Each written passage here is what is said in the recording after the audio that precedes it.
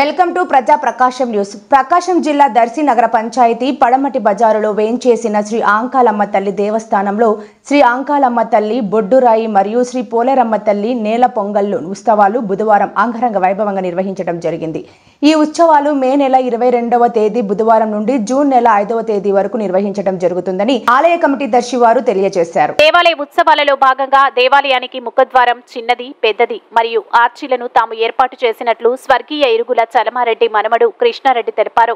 ఈ కార్యక్రమంలో ఇరుగుల చలమారెడ్డి వారి కుమారుడు అంజిరెడ్డి వారి కుమారులు వెంకటరెడ్డి, శ్రీనివాసరెడ్డి, రామిరెడ్డి మరియు కుటుంబ సభ్యులు తదితరులు పాల్గొన్నారు. ఈ సందర్భంగా అంకాలమ్మ తల్లి దేవస్థానం అర్చకుల వారిచే ప్రత్యేక పూజలు నిర్వహించి తల్లి ఆశీర్వచనాలు అందజేసి తీర్థ ప్రసాదాలు అందజేశారు. ఈ కార్యక్రమంలో స్థానిక భక్తులు తదితరులు పాల్గొన్నారు.